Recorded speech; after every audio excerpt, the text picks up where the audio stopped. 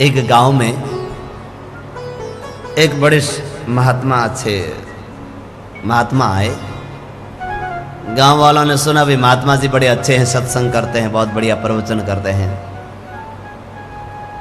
गांव वाले गए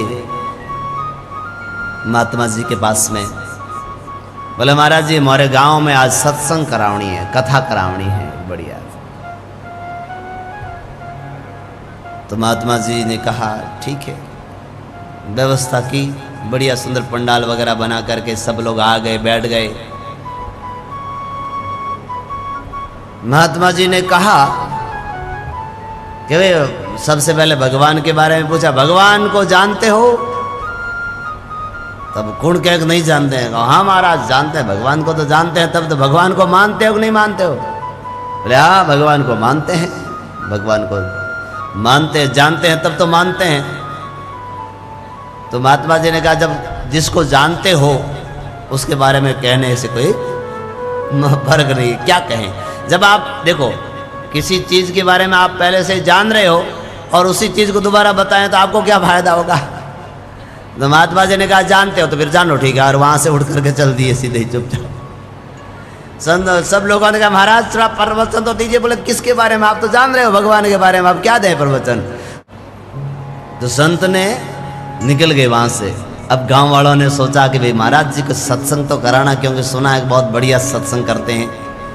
गांव वाले गए, अब इतनी व्यवस्था भी कि बढ़िया सुंदर पंडाल वगैरह बनाया, सब माइक सेट वगैरह लगाया पूरा।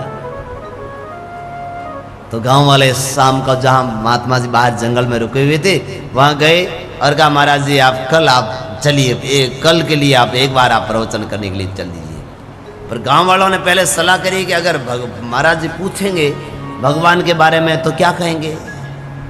तो सब लोगों ने सलाह करके बोले जब पूछेंगे भगवान के बारे में तो अपने कह देंगे कि नहीं भगवान कोई है ही नहीं,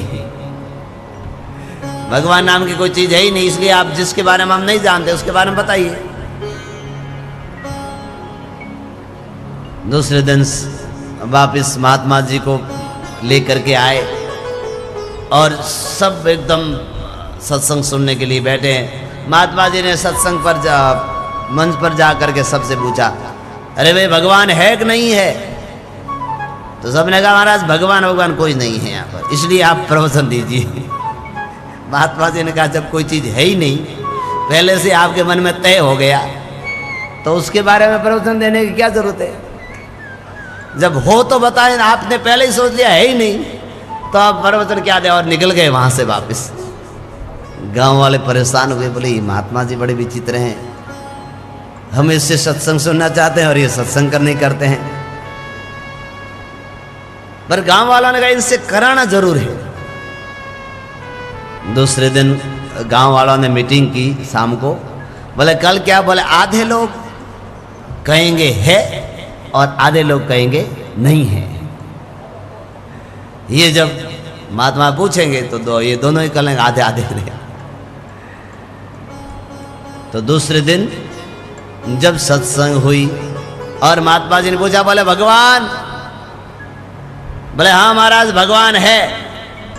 इधर वाले लोगों ने कहा भगवान है, और इधर वालों का नहीं, भगवान कोई चीज नहीं है। महात्मा जी ने कहा देखो भाई आप सब एक परिवार के सदस्य हैं, गांव वाले तो हो ना। अगर मैं मूल में एक ही तो परिवार है, गांव वाले कोई अलग से तो आए नहीं है। इसलिए गांव की बात गांव में ही रहनी चाहिए। जो लोग आधे लोग भगवान को जानते हैं वे आधे लोगों को समझा दो। हमारे बीच में सदगुरुदेव भगवान पधारे हैं। गुरु महाराज जी के चरणों में साष्टांग बारंबार वंदन करते हैं। सदगुरुदेव भगवान की जय।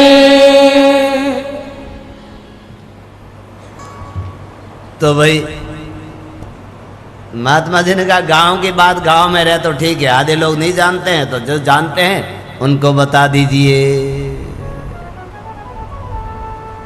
पर महात्मा जी ने सत्संग नहीं किया। गांव वालों ने पैर पकड़ लिए, बोले महाराज क्या करें। तो हर प्रश्न में महाराज जी तो प्रवचन देते नहीं और चले जाते हैं। महाराज जी ने जाते जाते समय उपदेश दिया, बोले आप कोई भी बात पर ये बार बार बदल जाना, ये कोई आस्तिकता नहीं है। भगवान है या नहीं, या तो है इस पर अडिग रहिए, या फिर नहीं है उस पर भी अडिग रहिए। नहीं है तो भी आपका कल्याण भगवान करेंगे, पर अपने वचन से डिगिए मत।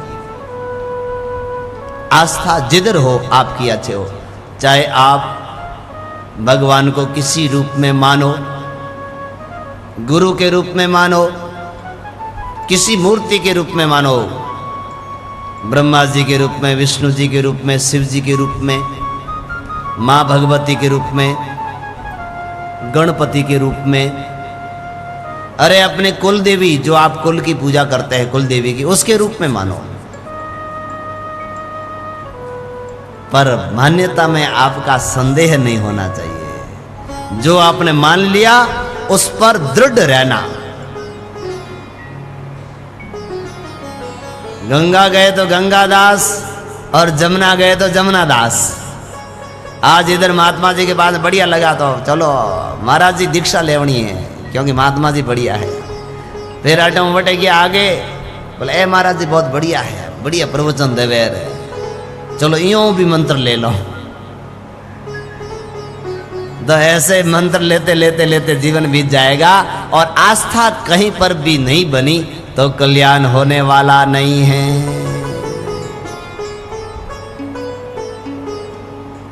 तो भाई संत ने जो ये कहा कि अपनी आस्था जो है उसको स्थिर बनाओ, जिसको भी मानो उसके हो करके मानो। संत नहीं कोई बड़े हैं नहीं कोई छोटे हैं, हर संत उस परमात्मा का रूप है।